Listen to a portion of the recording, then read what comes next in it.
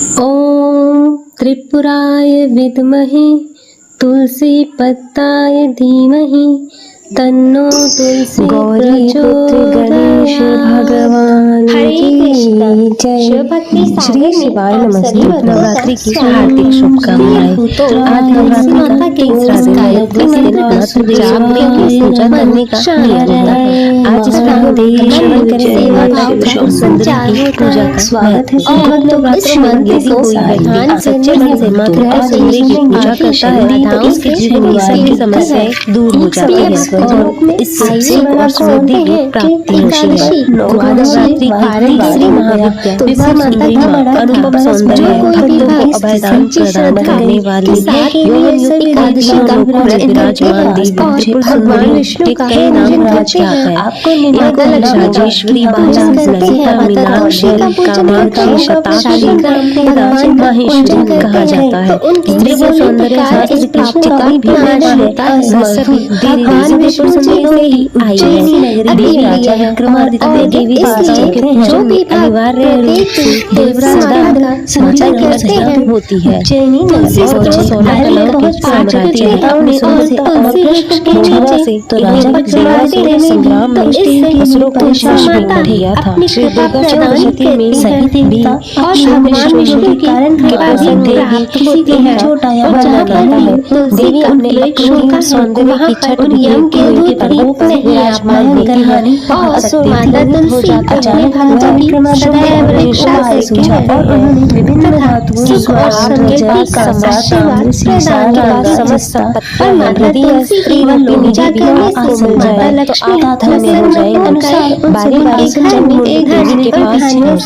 और देवी से कहते हैं कि आपने शुभ और वरण कर लो। देवी कहती है कि मैंने राजा विक्रमादित्य जो भी मुझे युद्ध में परास्त कर देगा मैं इसी का वरण करूंगी। कालांतर में देवी से युद्ध होता है और चंडमुंड और शुंभ निशुंभ का वध होता है।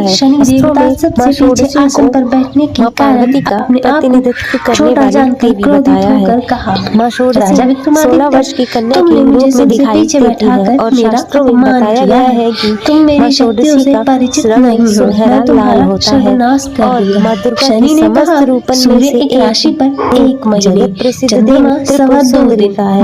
अगर त्रिपुर सुंदरी के सूर्य की एक महीने जाए तो मां त्रिपुर सुंदरी की 4 भुजाएं हैं। ये अपने हाथों में 7.5 वर्ष धनुष और बाण धारण करती है। 7.5 तक आइए अब जानते हैं बड़े बड़े देवताओं को मैंने अपने प्रकोप से पीड़ित किया है। त्रिपुर सुंदरी को 7.5 के कारण वन में जाकर रहना पड़ा और रावण को 7.5 के कारण ही युद्ध में मृत्यु का शिकार बनना पड़ा।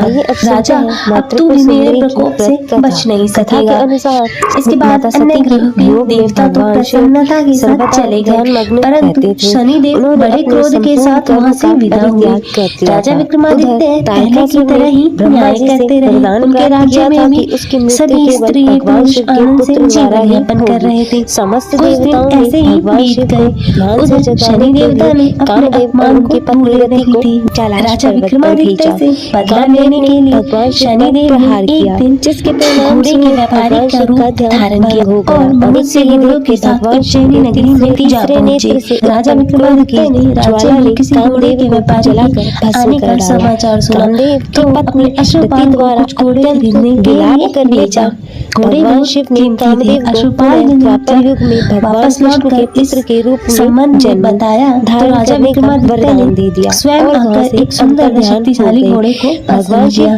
घोड़े की चलने के लिए राजा उस घोड़े पर सवार हो गए। मूर्ति में घोड़ा बिजली की गति से दौड़ पड़ा। तेजी से दौड़ता घोड़ा राजा को पुरुष का नाम एक जंगल में ले गया और शिवा के क्रोध से उत्पन्न होने के कारण कहीं गायब हो गया। राजा अपने नगर को लौटने के लिए जंगल में भटकने लगा, लेकिन उन्हें लौटने का कोई रास्ता नहीं मिला। देवराज इंद्र के राज्य के समान ही उसने भंडार सुनी स्वर्ग जैसी राज्य का निर्माण किया और राजा ने राज करने लगा। इसके बाद भानुसुर ने राजा ने उस चरवाहे को चारों तरफ से घेर लिया। भयभीत इंद्र ने नारद की शरण में जाकर इस समस्या का निवारण का उपाय खोजा। देवराज इंद्र के पूछने पर देवाशीष नारद ने आराध्य शक्ति की यथार्थ तो राजा ने उसे बताया कि मैं मन से मां की मन से आराधना करने का सुझाव दिया। राज इंद्र ने देवी की आराधना की और सेठ जी ने राजा को बहुत भाग्यवान समझा और खुश होकर उसे अपने घर भोजन के लिए ले गए।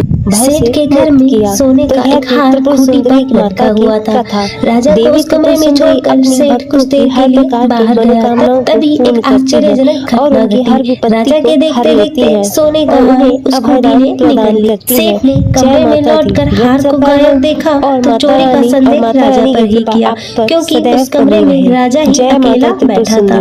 सेठ ने अपने नौकरों से कहा कि इस परदेसी को रस्सियों से बांधकर नगर के पास ले चलो। राजा विक्रमादित्य से हार के बारे में पूछा तो उसने बताया उसके देखते देखते खूंटी ने वह हार निकल लिया। इस पर राजा ने क्रोधित होकर चोरी करने के अपराध में विक्रमादित्य के हाथ पांव काटने का आदेश दे दिया। राजा विक्रमादित्य के हाथ पांव काटकर उसे नगर की सड़क पर छोड़ दिया गया। कुछ दिन बाद एक तेली उसे उठाकर अपने घर ले गया और उसे अपने कोलू पर बिठा दिया। राजा आवाज देकर बैलों को हाँकता। इस प्रकार तेली का बैल चलता रहता और राजा को भोजन मिलता रहा। शनि के प्रकोप की 7.5 पूरी होने पर वर्षा ऋतु प्रारंभ हुई। राजा विक्रमादित्य एक रात मेघ मल्हार गा रहा था कि तभी नगर के राजा की लड़की राजकुमारी मोहिनी रथ पर सवार उस तेली के घर के पास से गुजरी। उसने मेघ मल्हार सुना तो उसे बहुत अच्छा लगा और दासी को भेजकर गाने वाले को बुलाने के लिए कहा। दासी ने लौटकर राजकुमारी को अपंग राजा के बारे में सब कुछ बता दिया। राजकुमारी उसके मेघ मल्हार से बहुत मोहित हुई, अतः उसने सब कुछ जानकर भी अपंग राजा से विवाह करने का निश्चय लिया। राजकुमारी ने अपने माता पिता से जब यह बात की तो वे हैरान रह गए। रानी ने मोहिनी को समझाया, बेटी तेरे भाग्य में तो किसी राजा की रानी होना लिखा है, फिर तू उस अपंग से विवाह करके अपने पांव पर कुल्हाड़ी क्यों मार रही है। राजकुमारी ने अपनी जिद नहीं छोड़ी। अपनी जिद पूरी कराने के लिए उसने भोजन करना छोड़ दिया और प्राण त्याग देने का निश्चय कर लिया। राजा रानी को विवश होकर अपंग विक्रमादित्य से राजकुमारी का विवाह कराना पड़ा। विवाह कराने के बाद राजा विक्रमादित्य और राजकुमारी तेली के घर में रहने लगे। उसी रात स्वप्न में शनिदेव ने राजा से कहा, राजा तुमने मेरा प्रकोप देख लिया, मैंने तुम्हें अपने अपमान का दंड दिया है। राजा ने शनिदेव से क्षमा करने को कहा और प्रार्थना की, हे शनिदेव आपने जितना दुख मुझे दिया है अन्य किसी को ना दे। शनिदेव ने कुछ सोचकर कहा, राजा मैं तुम्हारी प्रार्थना स्वीकार करता हूँ। जो कोई स्त्री पुरुष मेरी पूजा करेगा, शनिवार को व्रत करेगा, मेरी व्रत कथा सुनेगा, उस पर मेरी अनुकंपा बनी रहेगी। प्रातःकाल राजा विक्रमादित्य की नींद खुली तो उसने अपने हाथ पांव देखकर राजा को बहुत खुशी हुई। उसने मन ही मन में शनिदेव को प्रणाम किया। राजकुमारी भी राजा के हाथ पांव सही सलामत देखकर आश्चर्य में डूब गई। तब राजा विक्रमादित्य ने अपना परिचय देते हुए शनिदेव के प्रकोप की सारी कहानी सुनाई। सेठ जी को जब इस बात का पता चला तो दौड़ता हुआ तेली के घर पहुंचा और राजा के चरणों में गिरकर क्षमा मांगने लगा। राजा ने उसे क्षमा कर दिया क्योंकि यह सब तो शनिदेव के प्रकोप के कारण हुआ था। सेठ राजा को अपने घर ले गया, उसे भोजन कराया। भोजन कराते समय वहाँ एक आश्चर्यजनक घटना घटी। सबके देखते देखते उस खूंटी ने हाथ उगल दिया। सेठ जी ने अपनी बेटी का विवाह भी राजा के साथ कर दिया और बहुत सी स्वर्ण आभूषण धन आदि देकर राजा को विदा कर दिया। राजा विक्रमादित्य राजकुमारी मोहिनी और सेठ जी की बेटी के साथ उज्जैनी पहुंचे तो नगर वासियों ने हर्ष के साथ उनका स्वागत किया। अगले दिन जब राजकुमार राजा विक्रमादित्य ने पूरे राज्य में घोषणा कराई कि शनिदेव सब देवों में सबसे श्रेष्ठ है, प्रत्येक स्त्री पुरुष को शनिवार को उनका व्रत करें और व्रत कथा सुने। राजा विक्रमादित्य की घोषणा से शनिदेव बहुत प्रसन्न हुए। शनिवार का व्रत करने वाले और व्रत कथा सुनने के कारण सभी लोगों की मनोकामनाएं शनिदेव की अनुकंपा से पूरी होने लगी और सभी लोग आनंद पूर्वक रहने लगे। ओम नमो भगवते वासुदेवाय नमः। हरे कृष्ण। श्री शिवाय नमस्तुभ्यम। तो आप सभी भक्तजन बड़े ही श्रद्धा और प्रसन्न चित्त मन से कथा को श्रवण कीजिएगा। उमापति श्री शंकर भगवान की जय। शनिदेव महाराज की जय। सर्व देवी देवताओं की जय। कथा के अनुसार किसी गांव में एक ब्राह्मण अपने परिवार के साथ रहता था और सुबह वह जब सोकर उठता तो कुछ चिंतित रहता था। तब उसकी पत्नी ने पूछा कि आप सुबह सुबह किस चिंता में हो? तब ब्राह्मण ने कहा कि आजकल मुझे रोज स्वप्न में नीले कपड़े पहने एक व्यक्ति दिखाई देता है और कहता है कि मैं तेरे लगूंगा। और तब यह सुनकर उसकी पत्नी बोली, यह तो शनिदेव है और आप पर शनि की दशा लगने वाली है।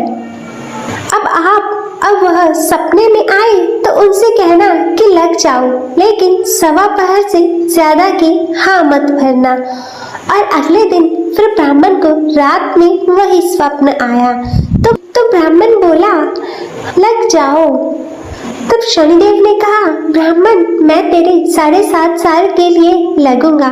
तो वह ब्राह्मण बोला, नहीं महाराज, यह तो मुझसे सहन नहीं होगा।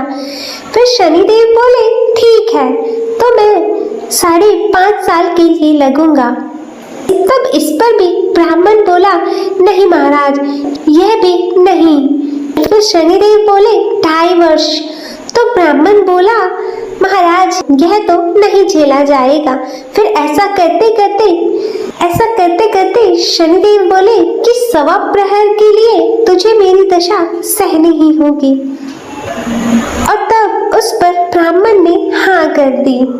और सुबह उठकर ब्राह्मण ने अपनी पत्नी को सारी बातें बताई और बोला, मुझे 1.25 प्रहर की दशा लग गई है, तू मुझे सोने के 2 टक्के दे दे। मैं जंगल में चला जाता हूँ और वहाँ बैठकर पूजा पाठ करूँगा और पूरा समय होने पर वापस आ जाऊँगा। और तू घर पर ही रहना और बच्चों का भी ध्यान रखना और बाहर मत जाने देना और किसी से झगड़ा भी मत करना। तब ऐसा कहकर ब्राह्मण जंगल में चला गया और वहाँ पूजा पाठ करने लगा। फिर 1 प्रहर बीत गया। तब ब्राह्मण ने सोचा कि 1 प्रहर तो बीत ही गया है, थोड़ी सी देर है, यह तो रास्ते में ही कट जाएगी। तब ऐसा सोचकर वह ब्राह्मण घर की ओर चल पड़ा, परंतु शनि की दशा से कौन बच सकता है। और तब शनिदेव ने रास्ते में मतीरे लगा दिए। फिर ब्राह्मण ने सोचा 2-4 मतीरे बच्चों के लिए ले चलता हूँ। और ब्राह्मण ने माली को आवाज लगाई, परंतु माली नहीं आया। तो ब्राह्मण ने एक सोने का टका वहाँ रखकर 2 मतीरे तोड़ लिए और अपने थैले में रखकर आगे चल दिया। फिर शनिदेव राजा के सैनिक का रूप धरकर आए और बोले कि यह तेरे थैले में क्या है? तब ब्राह्मण बोला, मैं मतीरे तोड़कर लाया हूँ। वे बोले, थैला खोलकर हमें दिखाओ। और फिर जैसे ही थैले में देखा तो मतीरों की जगह राजा के बेटे का सर दिखाया। तो वह ब्राह्मण को पकड़कर राजा के पास ले गई और कहा, इसने आपके दोनों पुत्रों को मार डाला है और इसके थैले में उनके सिर है। तब यह सुनकर राजा के होश उड़ गए। और तब राजा बोला कि इस ब्राह्मण को फांसी पर लटका दो। और जब ब्राह्मण को फांसी दी जाने लगी तो ब्राह्मण बोला, मैं अपना पूजा पाठ कर लूं, फिर मुझे फांसी पर लटका देना, यह मेरी आखिरी इच्छा है। तो राजा बोला, ठीक है। और ब्राह्मण की दशा का जो थोड़ा समय बचा था वह पूजा पाठ करने में पूरा हो गया। और तब उधर राजा के दोनों लड़के शिकार खेलकर वापस आ गए और उन्हें देखते ही राजा हैरान हो गया और उसने सोचा कि यह क्या मेरे बेटे तो जिंदा है। तब राजा ने ब्राह्मण की फांसी रुकवा दी और राजा बोला, तूने यह क्या किया? तो ब्राह्मण बोला, महाराज कोई जादू या टोना नहीं किया है, मुझ पर तो शनि की दशा लगी थी और उसी का परिणाम है यह जो भी सब हुआ। तब राजा ने पूछा, दशा लगने पर क्या उपाय करना चाहिए? तब ब्राह्मण बोला यदि राजा के शनि की दशा लगे तो पति का दान करना चाहिए, और किसी सेठ या साहूकार के लगे तो ताले घड़े का दान करना चाहिए, और साधारण गृहस्थ को लगे तो काले कुत्ते को तेल से चुपड़ी रोटी खिला दें, पीपल में जल दें और कथा कहानी करें। इससे और फिर इसके प्रभाव से इसके बाद राजा ने ब्राह्मण को छोड़ दिया, और जैसे ही ब्राह्मण घर पहुंचा तो उसकी पत्नी ने पूछा, पहले क्या लाए हो? तो ब्राह्मण बोला, मैं तीरे लाया हूँ बच्चों के लिए। तब पत्नी ने थैला खोलकर देखा तो मतीरों की जगह धन हो गया था। तो पत्नी ने पूछा, इतना धन कहाँ से लाए हो? आपको तो शनि की दशा लगी थी। तब ब्राह्मण बोला, जब दशा लगी तो मतीरे की जगह सिर करवा दिए, फांसी पर चढ़वाने की तैयारी हो गई, और उतरी तो मतीरों की जगह धन कर दिया। हे शनि महाराज, जैसी हालत ब्राह्मण की शनि की दशा लगते हुए करी, वैसी किसी की मत करना, और जैसी दशा शनि उतरते समय करी, वैसी कृपा सब पर करना। सभी प्रेम से बोले श्री शनिदेव महाराज की जय। ओम भगभवाय विद्महे मृत्युरूपाय धीमहि तन्नो शनिः प्रचोदयात्। हरे कृष्णा, श्री शिवाय नमस्तुभ्यं। प्रिय भक्तजनों, आप सभी का शिव भक्ति संसार में हार्दिक स्वागत है। आज हम इस वीडियो में श्रवण करेंगे भगवान शनिदेव की आरती। तो आइए भक्तजनों शुरू करते हैं।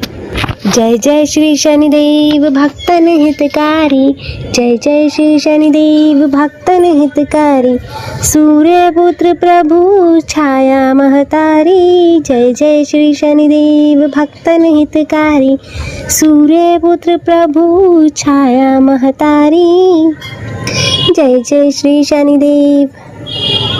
श्याम अंग वक्र दृष्टि चतुर्भुजाधारी, श्याम अंग वक्र दृष्टि चतुर्भुजाधारी, नीलांबर धारनाथ गज की स्वारी, जय जय श्री शनिदेव भक्तन हितकारी, सूर्यपुत्र प्रभु छाया महतारी, किरीट मुकुट शीश रजत दीपत है लिलारी, मुक्तन की माला गले शोभित बलिहारी, जय जय श्री शनिदेव भक्तन हितकारी, सूर्यपुत्र प्रभु छाया महतारी, जय जय श्री शनिदेव। मोदक मिष्ठान पान चढ़त है सुपारी, लोहा तिल तेल उड़द महिषी अति प्यारी, जय जय श्री शनिदेव। जय जय श्री शनिदेव भक्तन हितकारी, सूर्यपुत्र प्रभु छाया महतारी, जय जय श्री शनिदेव। देव तनुज ऋषि मुनि सुमिरत नर नारी, विश्वनाथ धरत ध्यान शरण है तुम्हारी, विश्वनाथ धरत है ध्यान शरण है तुम्हारी, जय जय श्री शनिदेव भक्तन हितकारी, सूर्यपुत्र प्रभु छाया महतारी, जय जय श्री शनिदेव। बोलो श्री शनि भगवान की जय, सूर्यपुत्र की जय। प्रिय भक्तजनों, मैं आशा करती हूँ कि आप सभी को यह कथा पसंद आई होगी। वीडियो अच्छी लगी हो तो इसे लाइक करें, ज़्यादा से ज़्यादा शेयर करें, और कमेंट में शनिदेव महाराज की जय लिखना ना भूलें, और चैनल को सब्सक्राइब कर नोटिफिकेशन बेल को ज़रूर ऑन करें। हर हर महादेव। ओम नमः शिवाय।